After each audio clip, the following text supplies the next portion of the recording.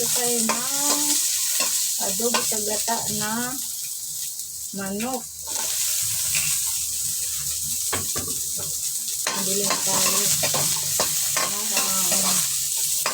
Ilaw. Masal ko rin ng ilaw, guys.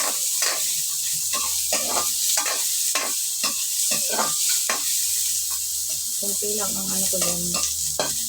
Mantika. Ano. Kasi magmamantika pa yun mamaya.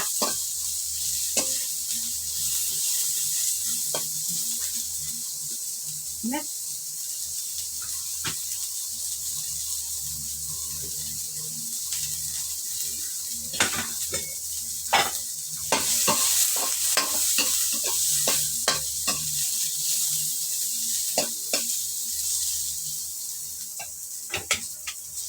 Ayan, pagkakita natin ang manok.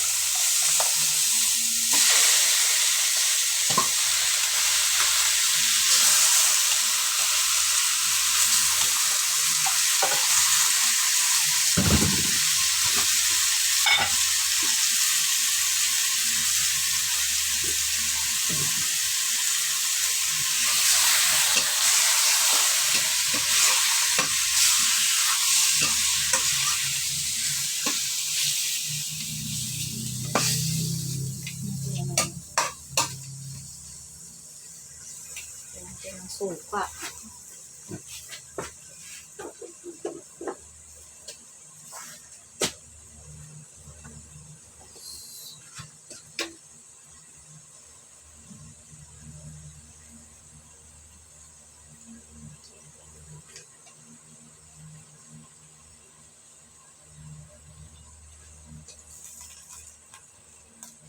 Lagyan natin yan, guys, ng suka.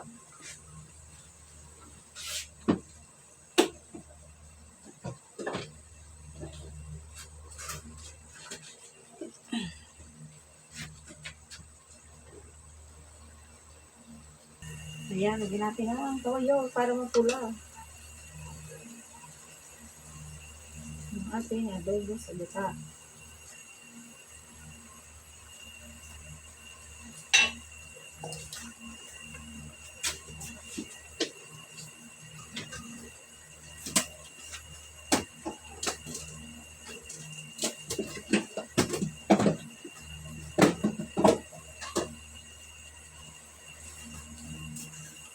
Ayan natin ang paminta.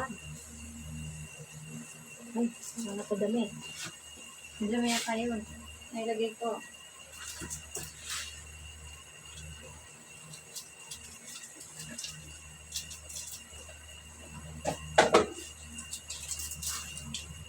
Lagyan natin siya ng maliit na manok. Abako lang yan, guys, ha.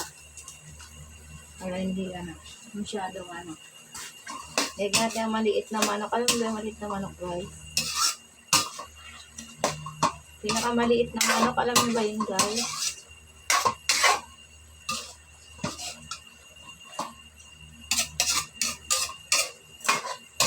Lagyan natin yung toyo para mapula yung ating adobo. Sa gata. Adobo to sa gata, guys.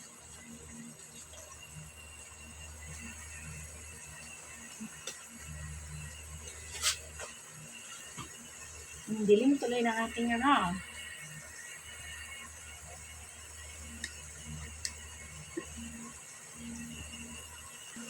Ayan, lagyan na natin ang ating gata.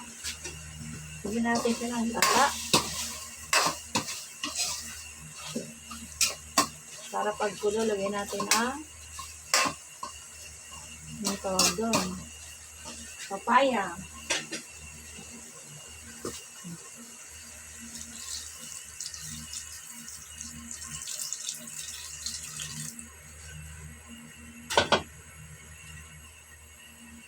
Yan, nilagyan natin siya ng gata, guys.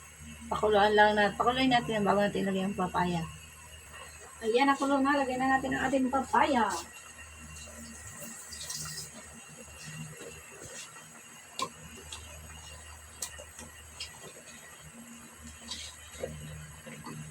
Maraming papaya to, guys, ha? Kasi mas masarap may daming gulay. Diba?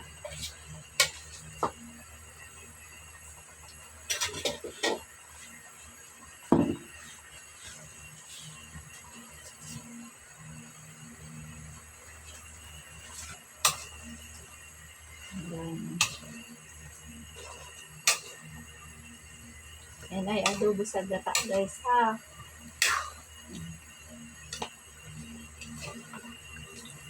Dahil papaya no. Masarap kasi yan guys.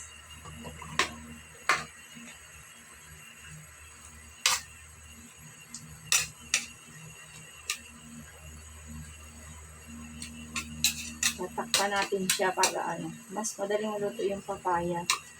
Tapos lalagyan ulit natin yan mamaya ng unang gata. Lutuin muna natin yung ano, papaya. Paglagyan ng ano, pangalawang, unang gata. Ayan guys, dagdag na natin yung ano, gata pa. Para pag ano nung papaya, pag lambot na, kasabay na yung ano. Pagluto ng gata, malambot din yung papaya.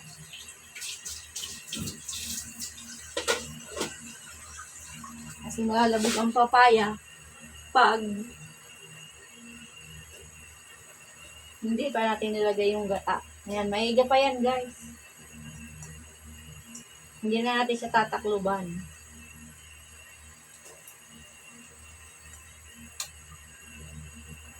Gahil lang natin yan. At luto na yan. Ayan guys, ayan na ang ating adobo sa gata na manok with papaya. Ayan na ang ating finished product. Luto na yan guys. Pinapaano ko lang yung ano, yung papaya. Medyo langanin pa yung lambot. Ayan, tiki-tiki guys. Ayan po sa aking video. Maraming salamat po.